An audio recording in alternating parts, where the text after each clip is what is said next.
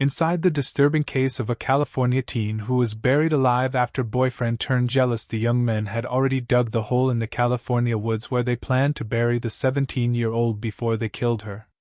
Daniel Bezemer, 18, had feelings of jealousy about his girlfriend, Justine Vanderschoot, 17, and Bezemer and his best friend, Brandon Fernandez, 21, had decided to kill her, according to Placer County prosecutors.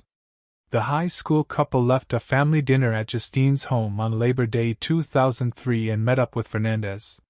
Then, Bezemer strangled Justine and put her body into Fernandez's car.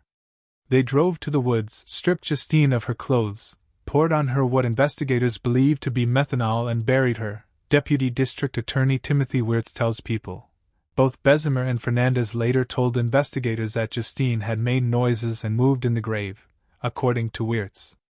She had dirt in her esophagus and lungs. Her mother, Lynette Vanderschoot, recalled at a parole hearing in 2017. So she was gasping for air when they buried her. A pathologist later said that evidence was consistent with her being buried alive, although it is also possible that she had breathed in dirt before burial. At first, Justine and Bezemer's relationship seemed like a lot of high school romances. He would come over to her hours to eat dinner with her family. But prosecutors say there was also a deep-seated jealousy that ran like a cold current through their young relationship. And prosecutors say, after Daniel Bezemer turned jealous, their relationship was defined by his jealousy and control. At 11 that Labor Day night, Placer County Sheriff's detectives, accompanied by a chaplain, knocked on the Vanderschoots' door. "Your daughter's not coming home," the parents remember them saying. Prosecutors say both Bezemer and Fernandez eventually confessed to killing Justine. Bezemer was convicted of first-degree murder, and in 2005 sentenced to 25 years to life in prison. Now 40, Bezemer had a parole consultation in August 2020, followed by a hearing nearly 2 years later, according to his records. The Valley State Prison inmate was denied in both 2022 and 2023 and is tentatively slated for another hearing in March 2028. Convicted of second-degree murder, Fernandez was sentenced to 15 years to life.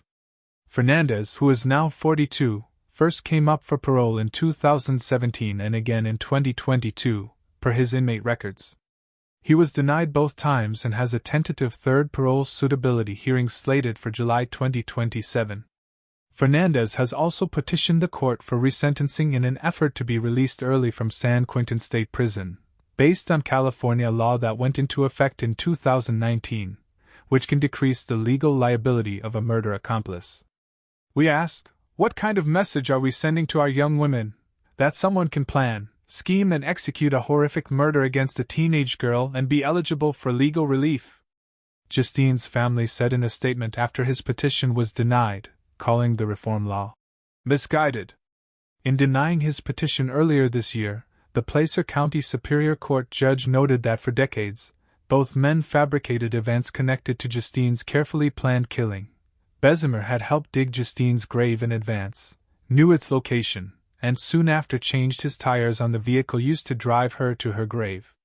Recently, in a move in which Placer County District Attorney Morgan Jyer said Justine's family had turned their pain into purpose, her relatives worked with prosecutors to draft state legislation, approved by the governor last year, providing teen dating violence education in California schools.